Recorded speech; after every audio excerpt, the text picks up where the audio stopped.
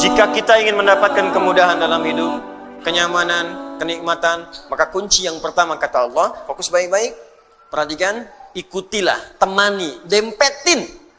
Ya, oleh kita sandingkan kehidupan kita itu dengan golongan-golongan yang paling utama. Wa hasuna ulaika rafiqa. Dan mereka itu sebaik-baiknya model kehidupan yang harus kita ikuti sampai dempet ikuti dengan dekat sekali pola kehidupan mereka. Siapa mereka ini? Mereka itu adalah orang-orang yang selalu taat kepada Allah dan Rasul. Taat. Makanya ayatnya dibuka dengan kalimat Quran surah keempat ayat 69, wa may yuti'illaha war rasul. Siapa yang mau menaati Allah dan Rasul? Taati. Ikuti. Nah, model kehidupan yang taat kepada Allah itu disebutkan oleh Al-Quran ada 4 golongan utama. 1, para nabi. Semua nabi. Lihat sini, fokus. Saya pernah jelaskan ini, ada Al-Anbiya, ada Nabiyin, itu beda.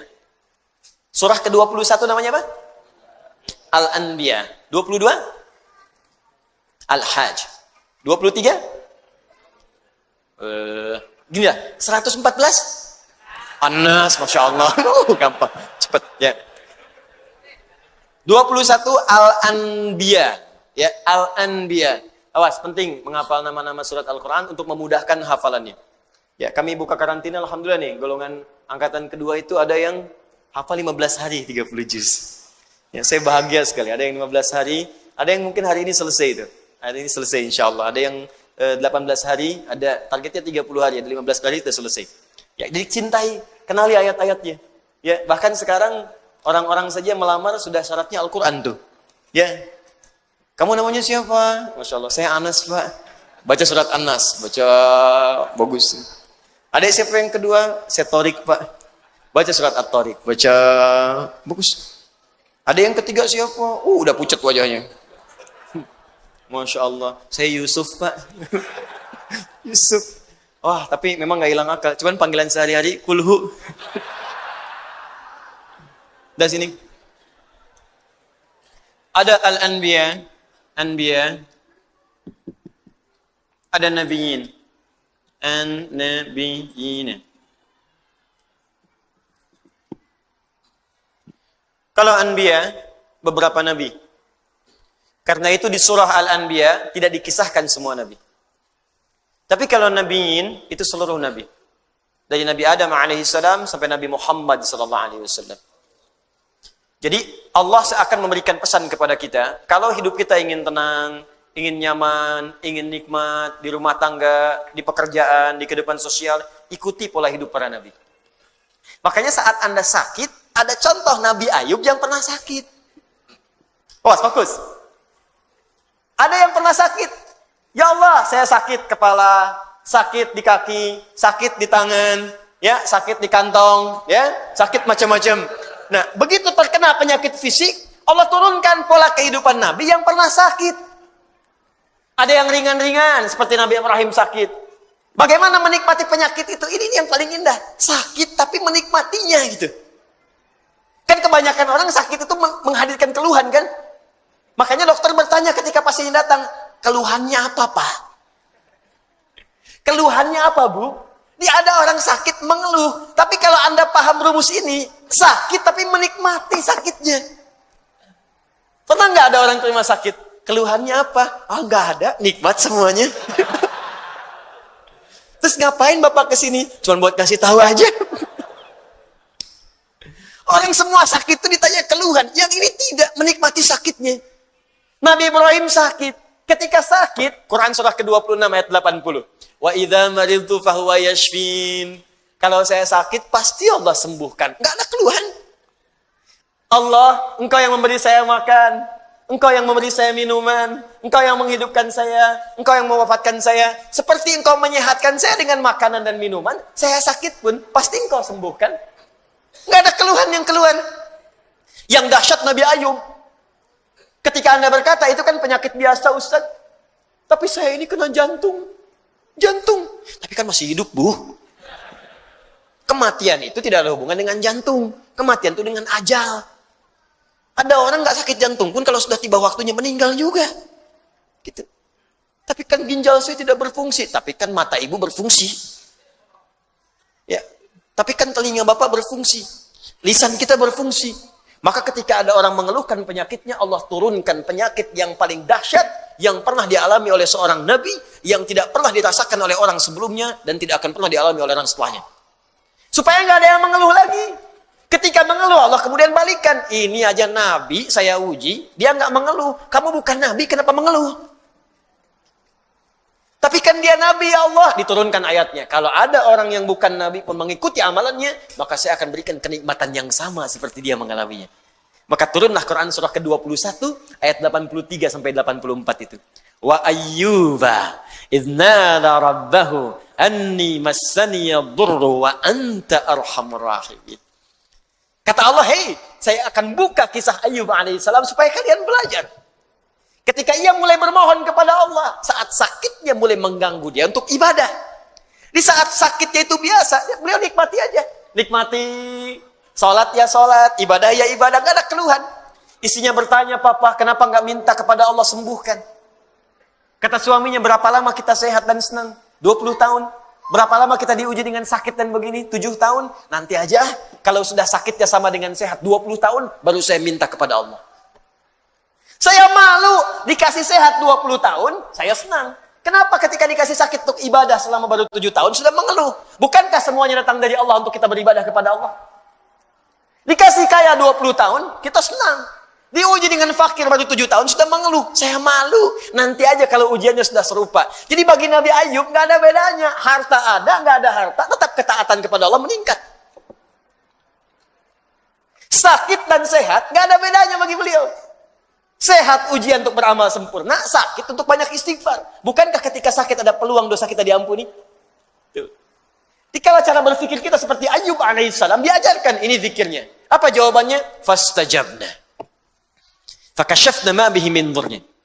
Wa atainahu ahlahu. Wa mithlahum ma'hum rahmatan min indina. Belum selesai sampai sini. Wa dzikra lil 'abidin. Ketika Nabi Ayyub alaihissalam bersabar dengan penyakitnya, beliau menikmatinya, dan ketika mulai mengganggu penyakitnya untuk ibadah, baru bermohon kepada Allah. Ya Allah, penyakit ini sudah menghambat saya untuk ibadah. Jadi, minta sembuh itu, bukan sekedar minta sehat, supaya ibadahnya nggak keganggu. Di ketika sakit biasa saja, ketika ibadah terganggu, baru minta sembuh. Tuh. Ya Allah, kaki saya sakit. Jangankan kamu banyak yang sakit kaki. Ya Allah, sakit di kaki ini sudah mulai mengganggu saya untuk bisa ke masjid berjamaah. Begitu caranya. Ya Allah, kepala saya sakit. Banyak yang sakit kepala.